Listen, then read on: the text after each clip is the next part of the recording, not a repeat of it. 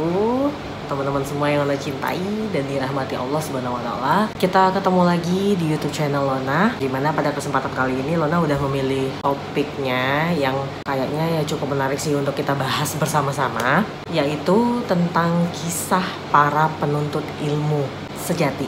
Jadi ini zaman-zamannya para ulama kita yang terdahulu, para ahli hadis, gimana sih kisah mereka, perjuangan mereka untuk bisa tolabul ilm atau menuntut ilmu agama Islam, mengaji, belajar hadis, semuanya kita kupas tuntas hari ini bareng-bareng ya. Semoga kisah ini bisa memotivasi kita semua, baik memotivasi teman-teman semua maupun memotivasi Lona pribadi, karena tujuan Lona bikin video ini adalah untuk supaya jadi arsip juga untuk Lona. Jadi suatu saat nanti kalau Lona udah mulai lupa atau semangatnya mengendur, Lona bisa buka-buka lagi deh video-video YouTube Lona yang lama. Oke, kita mulai aja teman-teman. Oh ya, untuk teman-teman yang mungkin udah sering nonton video Lona tapi belum subscribe, teman-teman bisa bantu subscribe dulu channel Lona supaya Lona makin semangat nih berbagi kisah-kisah inspiratif Islam ke teman-teman semua. Terus teman-teman kalau mau add Instagram Lona, mau follow Instagram Lona juga bisa. Nanti Lona cantumin di sini. Lona Sari ID ya. Teman-teman semua, kita mulai dari kisah menarik ini. Lona dapat dari ceramahnya Ustadz Muhammad Nuzul Zikri. Teman-teman tahu nggak Ustadz Muhammad Nuzul Zikri? Yang ini orangnya. Sini apa sini? Tergantung editnya nanti. Sini kali ya. Ya teman-teman, Ustadz Muhammad Nuzul Zikri ini bercerita lah tentang para ulama terdahulu, gimana sih mereka berjuangnya dalam ingin menuntut ilmu gitu. Kita mulai dari yang pertama, yaitu kisahnya guru bernama Robi'ah bin Abi Abdirrahman, yaitu gurunya Imam Malik. Gurunya Imam Malik ini sungguh terkenal ya teman-teman ya, sampai dulu digelar Robi atau Roi. Nah dulu tuh Imam Malik bercerita bahwa pernah suatu hari guruku mau berangkat belajar ngaji tapi nggak punya ongkos. Teman-teman di rumah kalau misalnya mau berangkat ngaji nih, terus tiba-tiba nggak punya ongkos, starter motor, empty tank, nggak ada bensin, teman-teman kira-kira kalau di posisinya Robi'ah gimana? Masuk kamar, kunci pintu kamar, bismika Allahumma ahya wa bismika amut, terus tidur kali ya. Nah teman-teman tahu kalau Robi'ah apa yang dia lakukan? Dia naik ke atas gentengnya, ngambil gentengnya dan menjual gentengnya untuk ongkos tolabul ilm, menuntut ilmu agama. Segitunya beliau ingin belajar, menambah ilmu pengetahuan agama sampai rela menjual genteng. Jadi kisah Robi'ah, guru dari Imam Malik, sampai menjual genteng demi tolabul ilm. Nah, kita masuk ke yang kedua, yaitu Syu'bah bin Al-Hajjaj. Pernah berkata bahwa barang siapa yang sungguh-sungguh ingin belajar ilmu hadis, itu dia akan bangkrut. Dia bisa mengeluarkan statement ini bukan hanya isapan jempol belaka teman-teman, tapi karena dia udah mengalami nasib itu, makanya dia berani berstatement kayak gitu. Jadi dia pernah bercerita bahwa aku itu sampai pernah menjual baskom milik ibuku seharga 7 dinar. 7 dinar itu, 1 dinarnya itu setara dengan 4,25 gram. 4,25 gram kita anggap aja lah 3 juta ya. Padahal sih bisa lebih dari 3 juta ya. Tapi anggap aja misalnya harga emas lagi turun dan 4,25 gram itu 3 juta. 1 dinar setara dengan 4,25 gram, yaitu 3 juta rupiah. Kalau diuangkan di keuangan kita itu 3 juta kali 7 dinar, 3 juta kali 7, 21 juta. Teman-teman ada yang sampai jual baskom 21 juta demi tolabul ilm, demi menuntut ilmu agama. Segitunya penting bagi beliau belajar ilmu agama, belajar ngaji, belajar hadis, semuanya. Teman-teman aja kalau ngilangin tupperware-nya emak udah takutnya kayak apa ya. Nah ini sampai ngejual baskom emaknya. Kita masuk ke orang berikutnya, yaitu Ishaq bin Ruhawe. Ishaq bin Ruhawe ini ulama berbarengan atau ulama pada masanya Imam Ahmad dan Imam Syafi'i. Ini Ishaq bin Rahawayh ini sampai menikahi janda loh teman-teman. Menikahi janda itu bukan karena kecantikan janda tersebut, bukan karena harta kekayaan warisan dari mantan suami yang udah meninggal, enggak teman-teman. Tapi karena si janda ini diwarisi buku-buku Madam Syafi'i lengkap oleh suaminya yang udah meninggal itu.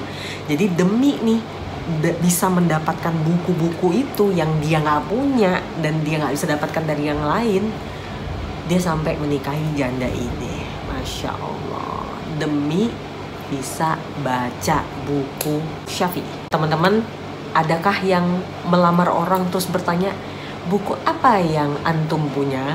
Kayaknya nggak ada ya. Ini ulama loh teman-teman, segitu pentingnya ilmu agama bagi beliau.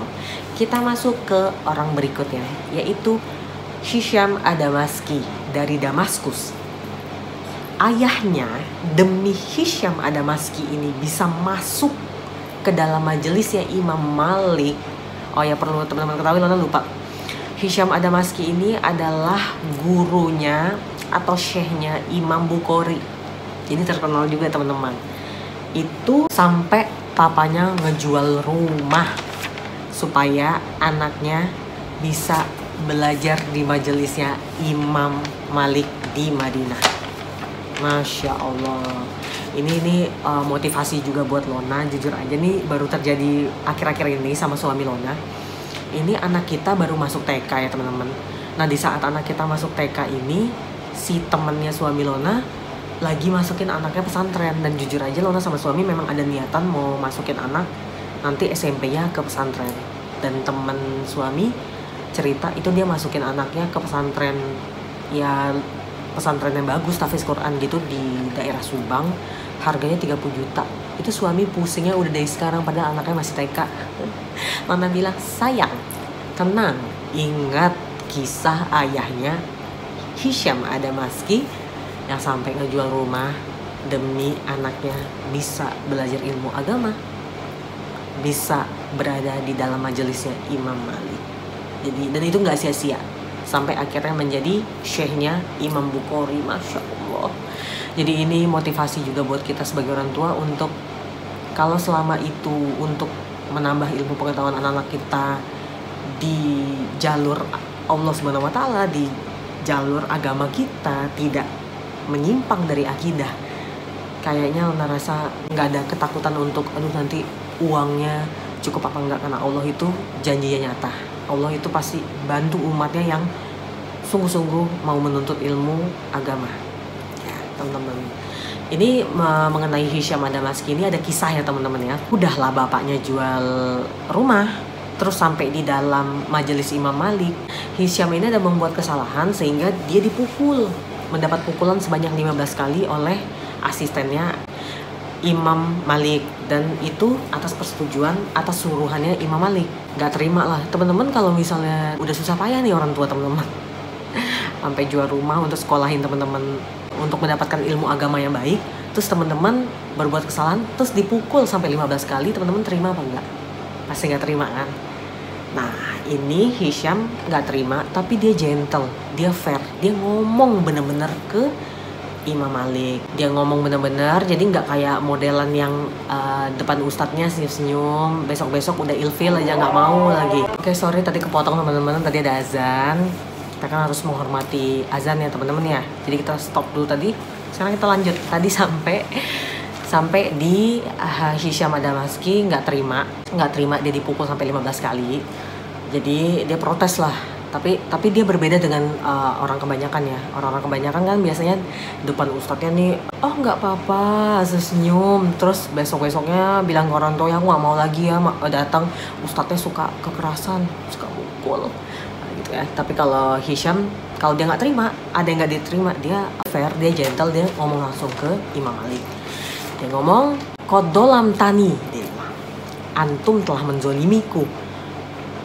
Kenapa menzolimi? Kata si Imam Malik. Terus kata Hisham Ad-Damaskinya, Ana memang salah, tapi nggak masuk di akal juga. antum sampai memukuli ana sampai 15 kali pukulan. Terus kata Hisham ad-Damaskinya, fala aja aluka fihilin, tidak aku halalkan perbuatanmu ini. Mendengar itu langsung Imam Maliknya bilang, waduh, gak dihalalin nih perbuatan kita.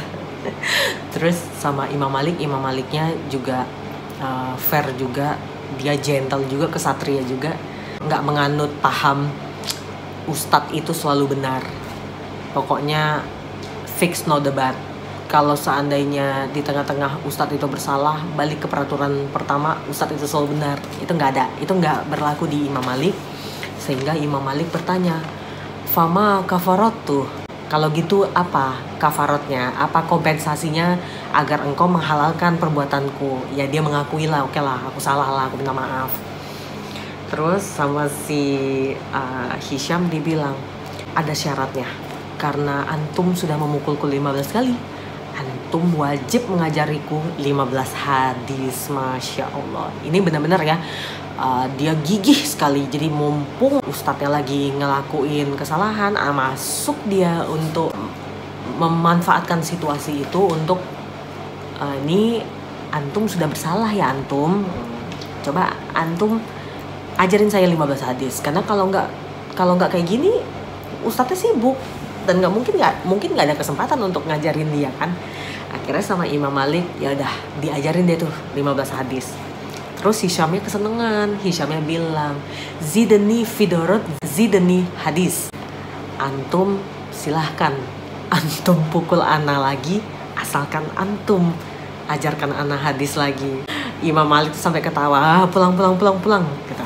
Itu saking dia kagumnya sama Hisham yang sangat gigih ingin belajar ilmu agama, ingin tahu banyak tentang ilmu agama, sampai akhirnya sukses, sampai akhirnya jadi syekhnya Imam Bukhari. Masya Allah. Jadi para ulama kita yang terdahulu tuh Masya Allah ya teman-teman ya, benar-benar mereka itu pikirannya tuh ilmu aja, dan memang hasilnya gak sia-sia karena janji Allah nyata teman-teman. Jadi itu kisahnya Hisham bisa teman-teman praktekin ke gurunya teman-teman. Misalnya ada perlakuan guru teman-teman yang agak kurang baik, teman-teman pakai aja kodolam tani, jadi bisa bahasa Arab juga kita gara-gara Hisham ad-Damaski. Kodolam tani, antum telah menzolimi ana. Terus kata guru teman-teman, waduh menzolimi, iya. Fala aja aluka fihilit, tidak aku halalkan perbuatan antum. Terus kata gurunya teman-teman, ya udah nih, fama kafaratu, gimana kompensasinya nih biar antum halalin perbuatan ana sih. Teman-teman jawab lagi, ajari aku ilmu hadis. Itu baru bagus teman-teman. Ajarin aku arba'in nawawi sampai habis lengkap-lengkapnya. Itu baru penuntut ilmu sejati teman-teman. Oke, kita masuk ke tokoh agama kita yang terakhir ya teman-teman ya, yaitu Yahya bin Ma'in. Nah, ini Yahya bin Ma'in ini itu dulu mengeluarkan biaya untuk belajar ilmu agama, tolabul ilm, itu alfi dirham, yaitu 1 juta dirham. Saking udah habisnya duitnya dia, itu dia sampai ngejual sendal yang dia pakai dan dia pulang nyeker demi bayar istilahnya bayar sekolah ilmu agamanya itu. Coba teman-teman, gimana teman-teman yang udah mendengar kisah Lona yang singkat tadi, saya singkat. Jadi teman-teman yang Lona lihat dari zaman sekarang ya teman-teman ya, terkadang anak-anak itu udah facility udah lengkap dari orang tuanya manggilin guru ngaji yang bagus ke rumah, udah tinggal ngaji doang nih baik-baik, masih malas juga. Atau ada yang dimasukin sekolah pesantren yang bagus, masih malas juga, masih di dalam dirinya tuh ada rasa keterpaksaan, kayak kenapa sih aku harus dipaksa belajar ilmu agama, padahal itu manfaatnya luar biasa loh teman-teman. Bener, manfaatnya luar biasa. Ini Lona tadi kan udah kisah para tokoh agama kita ya, para ulama yang terdahulu. Sekarang kita masuk ke kisahnya Lona pribadi. Lona kemarin pas ngebikin nulis skrip ini yang mau Lona bikin YouTube konten ini, Lona tuh sampai nangis loh nelfon mama. Sampai, "Ma, mumpung aku masih sempat untuk makasih ke mama, aku mau bilang makasih ya ma, udah ngelesin aku ngaji." Karena gara-gara ngebacain cerita tadi itu jadi inget gitu loh, ya Allah, Masya Allah ya mama ya. Jadi ceritanya teman-teman, Lona itu sekolah di sekolah swasta milik adiknya almarhum B.J. Habibie. Jadi sekolah itu termasuk yang lumayan terkenal ya, cukup terkenal di Batam. Lona sekolah dari TK di situ, TK, SD, SMP, SMA baru SMA negeri. Nah, ketika SMP, Lona dites ngaji sama guru agama Lona. Dites ngaji, terus guru agama Lona itu, Lona ini dapet giliran yang udah akhir-akhir. Jadi teman-teman Lona udah duluan kan. Pas giliran Lona itu ibu guru agama Lona ini sampai nyuruh, Lona, kamu ulang lagi, coba baca dari awal lagi. Sampai kayak gitu. Terus kan sempat mikir, kenapa ya kok disuruh ulang lagi? Terus bacalah, baca. Terus kata ibu guru agama Lona, kamu ini belajar ngaji di mana Lona? Wah, makin kan, waduh kenapa nih, apa salah bacaannya apa gimana? Ini Bu, saya les ngaji sama ustazah istrinya Pak Basir. Jadi Pak Basir ini adalah guru agama Lona pas SD. Jadi kan masih satu yayasan nih sama si ibu guru Lona yang SMP ini. Pantesan katanya. Kenapa? Iya pantesan, bacaannya bagus, panjang pendeknya lagi komat. Alhamdulillah. Ya, kita lanjut ya, udah selesai komatnya. Kita harus menghargai. Jadi bacaannya, tanda bacaannya tuh bener, panjang pendek, yang mana 5 harokat, yang mana 2 harokat, yang mana yang harus dengung.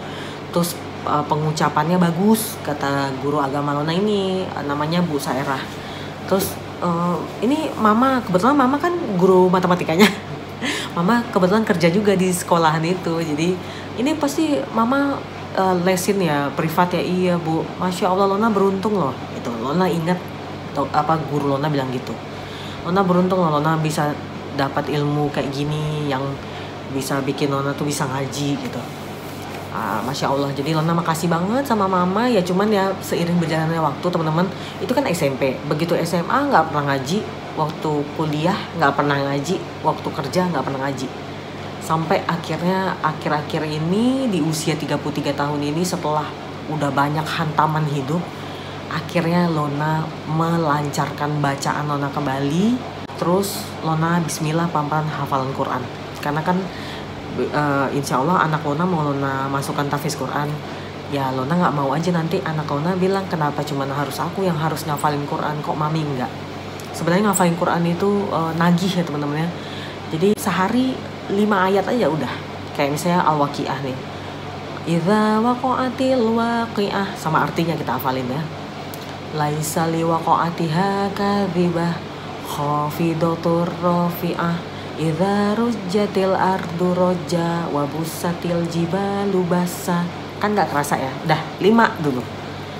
Pakai di sholat duha. Misalnya kalian kan ngafalinnya subuh nih sama pagi, kan lagi terang-terangnya tuh. Nanti duha, zuhur, maghrib, isya, pakai lagi tuh di setiap rokaatnya. Nanti lama-lama nyantol, lama-lama hafal.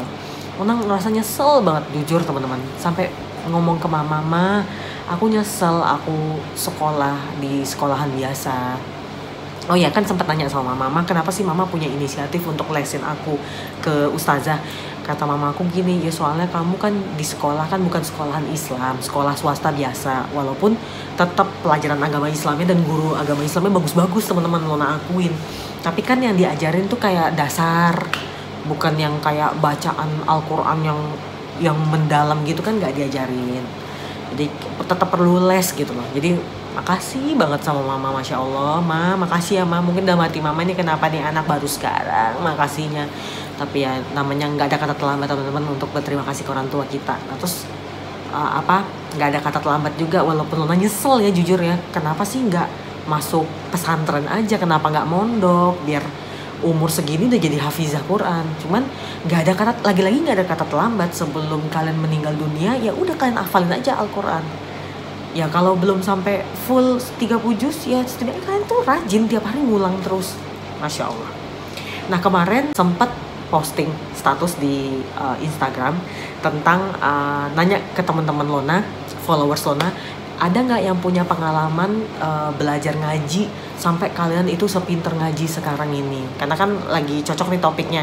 Nah ini Lona ada 2 cerita temen followers Lona lah ya yang menarik. Lona bacain ke teman-teman ya. Tapi Lona samarin namanya. Pengalaman banget nih Kak, keluargaku kan keluarga agamanya 2 keyakinan. Jadi mungkin mama papanya 2 keyakinan ya teman-teman ya. Islam sama apa gitu Lona nggak tahu ya. Dan aku sekolah di sekolah Nasrani di Pejaten. Nah, Lona akui teman-teman, zaman Lona sekolah dulu tuh memang mau nggak mau kita harus mengakui sekolah Nasrani itu memang top saat itu. Soalnya mereka itu terkenal dengan kedisiplinannya, terkenal dengan menang-menang lomba olimpiade. Jadi dulu tuh Lona sekolah di sekolah adiknya Pak B.J. Habibie itu saingan sekolah kita tuh sekolah Nasrani, katanya emang bagus banget teman-teman. Nah alhamdulillah kan kalau zaman sekarang kan sekolah-sekolah Islam juga udah banyak banget yang bagus ya gitu loh, Masya Allah.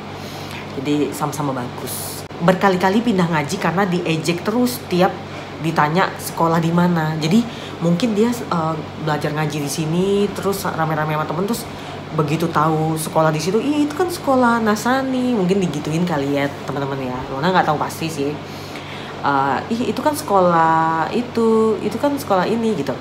Sampai akhirnya aku putuskan sama mama papaku panggil guru ngaji, jadi ke rumah mungkin nggak sanggup juga belajar ngaji pindah-pindah mulu. Kan kita orang udah punya KTP dan bisa memilih, jadi SMA kelas 3 bener-bener aku ngaji. Jadi dia bener-bener ngaji itu kelas 3 SMA.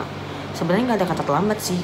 Ada orang yang baru belajar ngaji dan dia langsung jadi tahfiz Quran itu udah tua.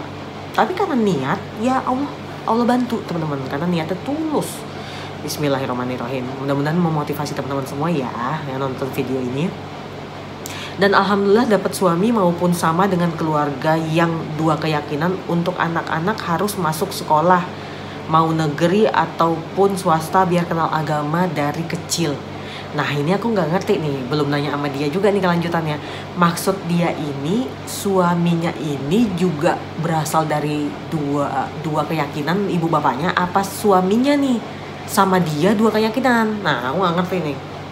Ya kita doakan aja ya teman-teman ya. Ini terakhir chat-chatan sama dia itu cerita anak-anaknya itu dia masukin sekolah Islam dan dia itu jadi ikut belajar belajar bahasa Arab, Masya Allah, jadi ngafal Quran juga sama Lona. Jadi sebelum anak Lona masuk sekolah tahfiz Quran, emaknya udah nyicil ngafal Quran juga. Ini kita lanjut ke cerita yang kedua, karena emang cuma ada 2 ya yang Lona pilih. Dari kecil karena aku anak broken home, mamaku suruh aku ngaji. Jalan jauh banget cuma buat ngaji. Sampai akhirnya aku disuruh masuk pesantren yang harus hafal 1 juz amma. Awalnya pengen nangis karena takut gak bisa. Ya, aku ngerti banget sih, pasti berat ya. Dulu kan pikiran kita masih pikiran anak-anak ya teman-teman ya. Alhamdulillah kalau kita dengarkan ulang-ulang pasti hafal. Bener, itu yang tadi aku bilang tadi. Karena kita baca waqiah terus tiap hari, kita coba hafalin 5 ayat dulu. Habis itu dari 5 ke 6 ke 10, nanti lama-lama 11 ke 16, nah lama-lama hafal teman-teman. Dan pas di pesantren baru mendalami mahraj dan tajwidnya. Sekarang kalau baca Quran pengennya lebih ke baca artinya, karena aku suka banget kisah 25 nabi dan pengen tahu fakta-fakta di dalamnya yang bisa mengubah dunia dan mengubah banyak orang untuk menjadi muslim. Masya Allah. Sama Lona juga sangat suka sama kisah-kisah para nabi-nabi kita dan sahabat-sahabat nabi dan orang-orang yang sangat mengagumkan di zaman para nabi kita. Makanya Lona itu udah cita-cita Lona dari dulu kan bikin kisah inspiratif ini. Emang tujuannya memang untuk memotivasi kalian semua ya teman-teman ya, dan memotivasi Lona pribadi. Oke, segitu aja segitu aja teman-teman video kita kali ini. Terima kasih teman-teman udah mau ngeluangin waktunya untuk nonton video ini, dan semoga cerita kita hari ini nih bisa menjadi acuan buat kita semua untuk mempersiapkan pendidikan untuk anak-anak kita ya. Kalau Lona kan nyesel nih udah gak masuk pesantren, ya janganlah sampai anak Lona nanti nyesel juga teman-teman. Makanya Lona udah mempersiapkan dari sekarang. Alhamdulillah sekarang TK-nya juga TK IT TK Islam terpadu. Jadi dia udah membiasakan dari TK untuk dia menyadari dia orang Islam, dan yang isi kepalanya atau ilmu yang diterapkan sama guru-gurunya juga berbasis Islam semua. Nanti SD-nya juga insya Allah pengen masukin ke SD Tahfiz Quran supaya dia tahu gimana cara baca Quran yang benar, ilmu tajwidnya, sebelum akhirnya nanti dia mau masuk pondok. Emaknya yang mempersiapkan pendidikannya di rumah, selain konten ya juga bismillah pelan-pelan ngafalin Quran juga. Teman-teman juga ya semangat ngafalin Qurannya. Yang Ona bilang tadi sehari 5 ayat aja sama artinya, tapi hafalin banget. Besoknya nanti ayat selanjutnya 5 lagi atau 3 itu juga gak apa-apa, 2 pun gak apa-apa kata Ustadz Hanan Ataki. 2 aja tapi kalian hafal banget, itu udah subhanallah, itu udah dicatat banget sama Allah sama malaikat teman-teman. Dan setiap sholat minta ke Allah, ya Allah hamba ingin menjadi tahfiz atau hafizah Quran, tolong didukung dan diberi jalan kemudahan. Itu aja. Sampai ketemu di video berikutnya ya teman-teman ya. Insya Allah Nona sediain konten-konten yang gak kalah menarik ya. Assalamualaikum warahmatullahi wabarakatuh.